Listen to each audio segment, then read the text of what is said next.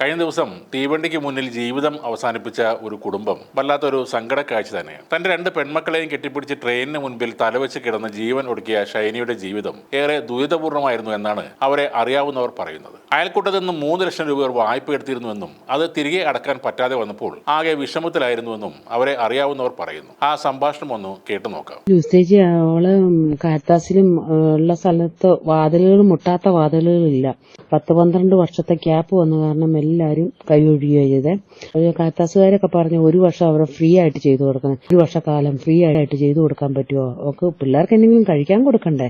കാരിത്താസുകാർ ഒരു ഹെൽപ്പ് ഒരു 3 മാസമെങ്കിലും ജോലി ഫ്രീ ആയി ചെയ്തു കൊടുത്തു കഴിഞ്ഞിട്ട് പിന്നെ ഒരു പകുതി പൈസ ആണെങ്കിലും കൊടുത്തിരുന്നെങ്കിൽ കുഴപ്പമില്ലായിരുന്നു. പക്ഷെ ആ അച്ഛനും അതിനും കൊടുക്കാതിരിക്കാനുള്ള വേലയാകാണ്ടൊക്കെ ചെയ്തെന്നൊക്കെയാണ് ഇപ്പം. റെയിൽവേ ട്രാക്കിൽ ചിതറിക്കിടന്ന ആ സാധുക്കളുടെ അവശിഷ്ടങ്ങൾ കൂട്ടിവെച്ച് അവരുടെ ആത്മശാന്തിക്കായി ഒപ്പീസ് ചൊല്ലുന്നവർക്കെങ്കിലും ജീവിതത്തിൽ അവരെ ഒരിക്കലെങ്കിലും സഹായിക്കാമായിരുന്നു. കടുത്ത ഗാർഹിക പീഡനത്തെ തുടർന്നാണ് BSc നഴ്സായ ഈ വീട്ടമ്മ തൊടുപുഴയിലെ ഭർത്താവിന്റെ വീട്ടിൽ നിന്നും മക്കളെയും കൂട്ടി ഏറ്റുമാനൂരുള്ള സ്വന്തം വീട്ടിലേക്ക് കുറച്ചുനാൾ മുൻപ് വരുന്നത്. BSc നഴ്സായിരുന്നിട്ട് പോലും ഭർത്താവ് ഇവരെ ജോലിക്ക് പോകാൻ അനുവദിച്ചിരുന്നില്ല എന്നും പറയുന്നു. ഏറ്റുമാനൂരിൽ സ്വന്തം വീട്ടിൽ ചെന്ന ഇവർ ഒരു ജോലിക്കായി പല ആശുപത്രികളിലും കയറിയിറങ്ങി. വീടിനെ തൊട്ടടുത്തുള്ള ഇടവകയുടെ തന്നെ ഒരു വലിയ ആശുപത്രിയിൽ ഒരു ജോലിക്കായി ശ്രമിച്ചിരുന്നു. പക്ഷേ 12 വർഷമായി ജോലി ചെയ്യാതിരുന്ന കാരണം പറഞ്ഞുകൊണ്ട് അവരെല്ലാം ജോലി നിഷേധിക്കുകയായിരുന്നു. 2 പെൺമക്കളെയും കൊണ്ട് ജീവിക്കാൻ ഒരു ഗതിയുമില്ലാതെ കൈകൂപ്പി നിന്ന ഈ സാധു സ്ത്രീയോട് 1 കൊല്ലം ഫ്രീ ആയി ജോലി ചെയ്താൽ പരിഗണിക്കാമെന്നും അവർ പറഞ്ഞിരുന്നു. അതേ സഭാ സമൂഹത്തിലെ ആളുകൾ തന്നെ അമർഷത്തോടെ ഈ ഓഡിയോ ക്ലിപ്പുകൾ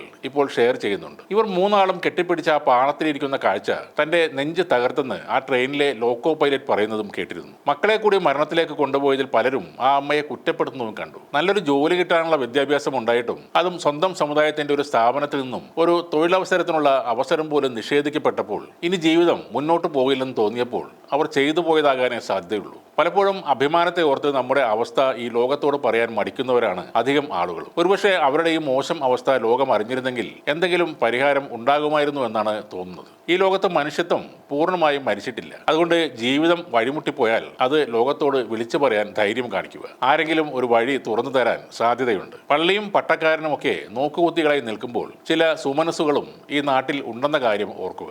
ലക്ഷക്കണക്കിന് ലൈറ്റുകൾ തൂക്കി വലിയ പെരുന്നാളും വലിയ വെടിക്കെട്ടും ആനയെ എഴുന്നള്ളിപ്പൊക്കെ നടത്തുന്നവർ നിങ്ങളുടെ ഇടവകയിൽ ഇത്തരം ആളുകളൊക്കെ ഉണ്ടെന്ന് തിരിച്ചറിയാനും ശ്രമിക്കണം. കർത്താവ് പറഞ്ഞിരിക്കുന്നതും ആ കാര്യം തന്നെയാണ്.